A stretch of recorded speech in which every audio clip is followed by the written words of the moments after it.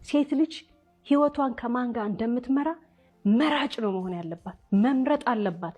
እንደ ጤፍ አበጥራ ማየት አለባት። አመለካከቱ ምንድነው? አስተሳሰቡ ምንድነው? ዕውቀቱ ምንድነው? ሙያው ምንድነው? ገቢው ምንድነው? ነገ ጧት ከልጆቻችን ጋር ስንኖር ልጆቻችንን የት ነው የሚያስተምረው? ይሄ ቁጭ ብሎ የሚያስጠናባት ነው? ካልተማረ አስጠኝ የሚቀጥራባት ነው? በወልድ የት ሆስፒታል ነው ወስዶ እንደወልድ የሚከፍለው? ሴት ልጅ መራጭ ነው መሆን ያለባት። እራሷ መውደድ አለባት። ቫልዩ ማድረግ አለባት። ፍቅር እንጀራ አይሆንም። ፍቅር ሆስፒታል አይከፍልም። ስትወልድ ፍቅር የልጅ ትምህርት ቤት አይከፍልም።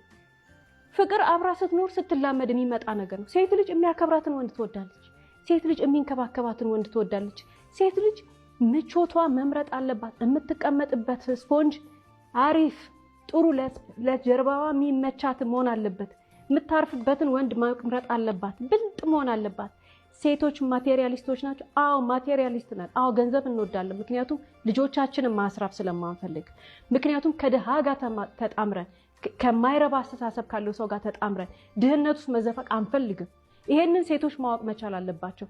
ሴት ልጅ ራሷን መጀመሪያ ገንብታ ስትመጣ ብቁ ሆና በቀን 3 የምትበላውን እንጀራ አውቃ ሰርታ ጠግና ከመጣች በኋላ ምን ስትሆን ነው ረሃብ ውስጥ ከሚከታት ጋር የምትጣመረው? መራጭ መሆን አለባት። አንቺ ሰርተሽ ነው የምትኖሪው ሴት እህታችን፣ እሱም ሰርቶ የሚያኖርሽ መሆን አለበት። እሷ ወልዳ ስትተኛ ተሯሩጦ ሄዶ እንጀራ የሚያመጣ መሆን አለበት።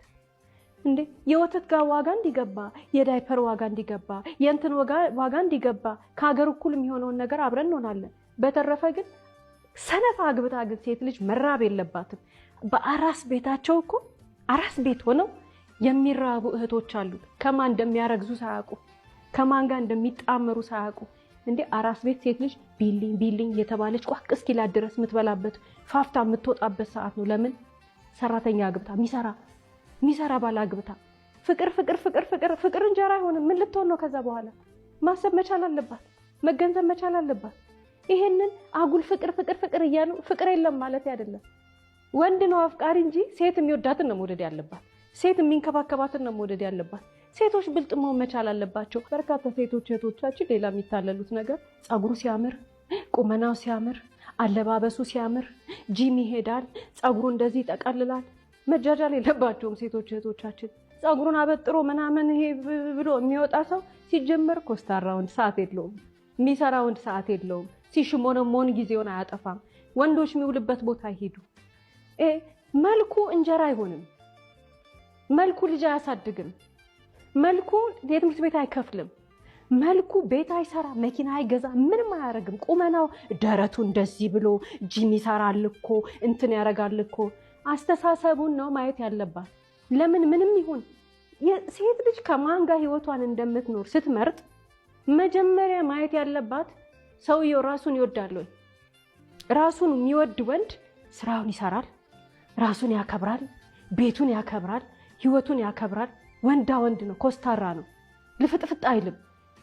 እነሱ ግን ሄደው የሚቆራኙት አንዳንድ ቀን እኮ ሁላችንም በስተት እንደዚህ አይነት ቦታ እንወድቃለን። ስንነቃ ግን እየሮጥን ነው የምንወጣው። እኔ እኮ ወደዋለሁ። ምኑን ነው የምትወደው? ረሃቡን? ምኑን ነው የምትወደው? ዱላውን? ምኑን ነው የምትወደው?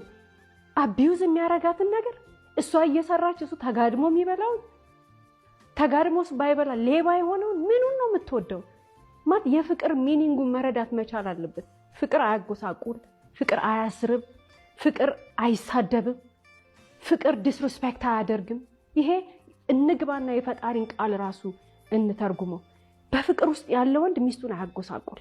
በፍቅር የጠገበች ሴት፣ የሚወዳትን ያገባች ሴት ፊቷ ያስታውቃል። በጣም ያሳዝናል የሴት እህቶቼ አመለካከት። የምትወጂው ጥሩ የሚያኖርሽን ነው እንጂ የምትወጂው መልኩን ምናምን ቁመቱን አይደለም። ምን አገባን እንዴ? እንትን እኮ አይደለም በየቀኑ ይዘነው ፋሽን ሾው አናሳይም አይደል? ምንድነው ጥቅሙ እሱ? ሴት ልጅ ብልጥ ከሆነች የምትቀመጥበት የምታርፍበት ልጆቿ ነገ የሚኖሩበትን ነገር ነው ካልኩሌት የምታደርገው። እዚህ ውስጥ የሚገነባ ህይወቱን የምትገነባ የሚያበረታት ውጪ ሂጂ ስሪ የሚላት በርቺ የሚላት እንዴ ለልጆቼ ምን አይነት አባት ነው ብላ የምታስበው። በስህተት ደግሞ ከገባን 1 2 3 ሳንቆጥር ቶሎ ብለን መውጣት እንጂ እንዲያነቀል የለም በዚህ ጊዜ።